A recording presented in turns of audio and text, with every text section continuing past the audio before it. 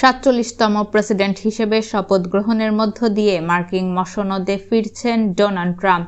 স্থানীয় সময় সোমবার ২০ জানুয়ারি সকাল ১০টায় ক্যাপিটল হিলে ট্রাম্পের অভিষেক অনুষ্ঠান ঘিরে রাজধানী ওয়াশিংটন ডিসি জুড়ে নেওয়া হয়েছে কঠোর নিরাপত্তা। যুক্তরাষ্ট্রের প্রেসিডেন্ট নির্বাচনে জয়ের মধ্য দিয়ে দীর্ঘ ৪ বছর পর হোয়াইট হাউসে ফিরছেন ডোনাল্ড ট্রাম্প।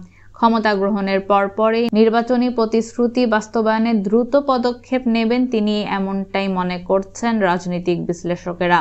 একই সঙ্গে তার প্রথম মেয়াদ শুরু হওয়া অসমাপ্ত কাজগুলো এগিয়ে নেবেন বলেও মত তাদের। মার্কিন প্রেসিডেন্ট হিসেবে বেশ কিছু চ্যালেঞ্জের মুখে দ্বিতীয় মেয়াদে নির্বাচিত ডোনাল্ড ট্রাম্প। বিশ্লেষকেরা বলছেন, বৈশ্বিক চ্যালেঞ্জগুলো মোকাবেলা করে কৌশলগতভাবে বিশ্বের বড় শক্তির সঙ্গে সম্পর্ক স্থাপন করতে হবে তাকে।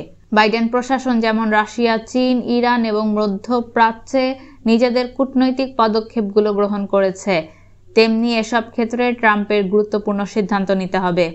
প্রথমে যেটি সামনে আসে সেটি হলো গাজায় ইসরায়েলি আগ্রাসনের ইস্যু। বিশ্লেষকেরা বলছেন, সদ্য বিদায়ী প্রেসিডেন্ট জো বাইডেনের হাতে হামাস ইসরায়েলের যুদ্ধবিরতি কার্যকর হলেও সেটি স্থিতিশীল অবস্থায় রাখার বড় চ্যালেঞ্জ নিতে হবে ডোনাল্ড ট্রাম্পকে। এরপরেই ইউক্রেনের সঙ্গে রাশিয়ার চলমান যুদ্ধ বন্ধের চ্যালেঞ্জ। ট্রাম্প আগের থেকেই বলছিলেন, ক্ষমতার শুরুতেই তিনি অবসান ঘটাবেন এই দীর্ঘ যুদ্ধের। প্রয়োজনে ইউক্রেনের কিছু অংশ রুশ প্রশাসনকে হস্তান্তর করা হলেও তিনি যুদ্ধ বন্ধ করাবেন।